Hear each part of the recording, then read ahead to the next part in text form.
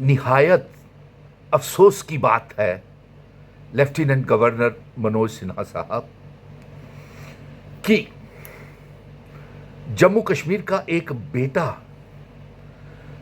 गुज्जर बकरवाल कौम का बेटा, ट्राइबल कौम का बेटा परवेज अहमद को दिन दहाड़े आपकी पुलिस दिन दहाड़े गोली मार के कोल्ड ब्लडिड मर्डर कर देती है।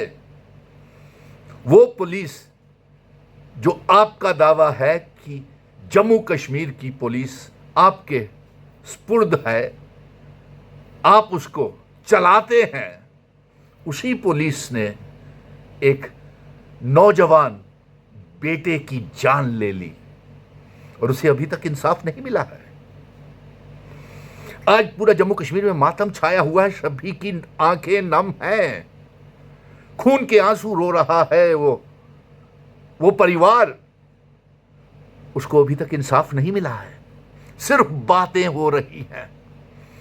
यहां तक हमारी मांग है, हम तो पहले दिन से ये मांग कर रहे थे कि जब तक इसकी सीबीआई की इंक्वायरी या जुडिशियल इंक्वायरी नहीं होती है तब तक इस परिवार को इंसाफ नहीं मिल सकता है।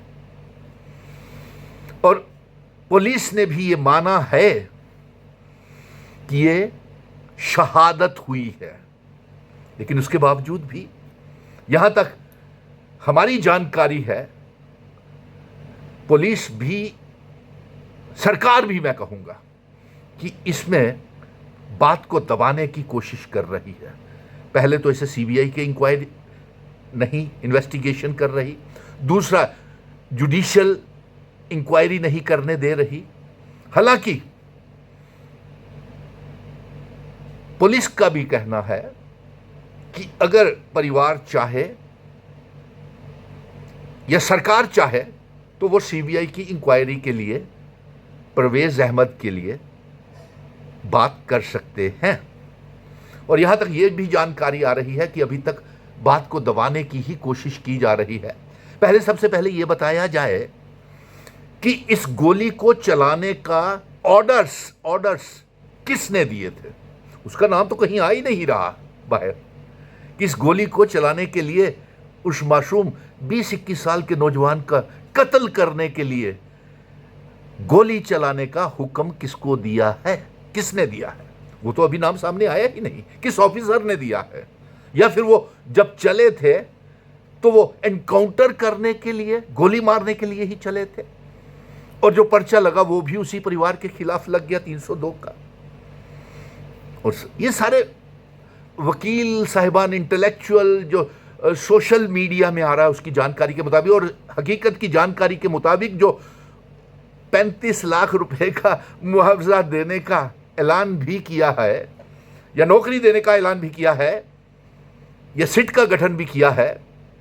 सिट से काम नहीं चलेगा, सीबीआई की इंक्वायरी हो, जुडिशियल मैजिस्ट्रेट इंक्वायरी करे, और अभी तक जो मुआवजे की रकम है उनको नहीं पहुंची है, और जो नौकरी देने का बात कही गई है वो पक्की नौकरी नहीं है, यहां तक हमारी जानकारी है।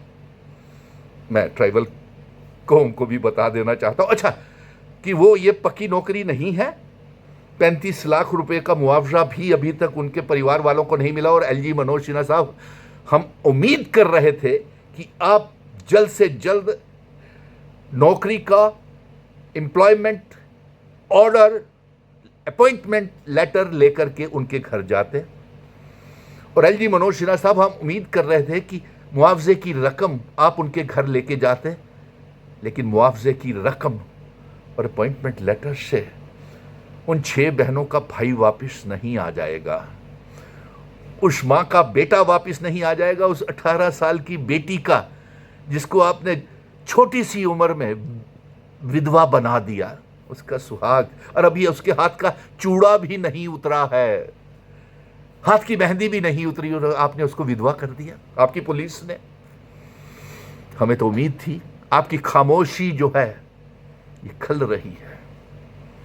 आप खामोश क्यों हैं? आपका कोई ट्वीट नहीं, कोई बयान नहीं, कोई अपॉइंटमेंट लेटर लेकर के नहीं गए, और यहाँ तक हमारी जानकारी है, मैं तमाम जम्मू कश्मीर के ट्राइबल कौम को और जो भी वहाँ पे मातम में जा रहे हैं या जिनकी आंखें नम हैं, जिनके दिल खून के आंसू रो रहा है, यहाँ तक हमारी जानकारी है ये पक्की नौकरी उसको उस बेटी को, उसकी घरवाली को नहीं मिल रही है। और हम चाहते हैं कि ये पक्की नौकरी दी जाए और साथ में जल्द से जल्द मुआवजे की रकम दी जाए।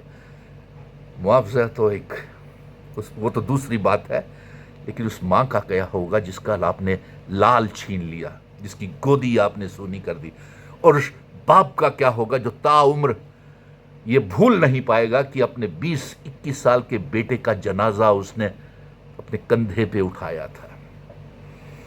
सबसे बड़ी बात यह है कि उनका तो नाम, अच्छा उससे भी बड़ी बात यह है कि फ्लाई मंडाल के मेंबर पार्लियामेंट और उस इलाके के एमएलए तक कभी तक वहां उनके घर गमजदा परिवार के पास नहीं पहुंचे। जम्मू के 2 मेंबर पार्लियामेंट हैं, एक पीएमओ मंत्री जितेंद्र सिंह जी हैं, एक जुगल किशोर जी हैं। क्या आप उनके घर गए? क्या उस इलाके का जो भी एमएलए है फ्लाई मंडाल के, क्या उनके घर गए, उनको दिलासा दिया? नहीं गए। वो भी एलजी साहब के रास्ते के ऊपर चल रहे हैं।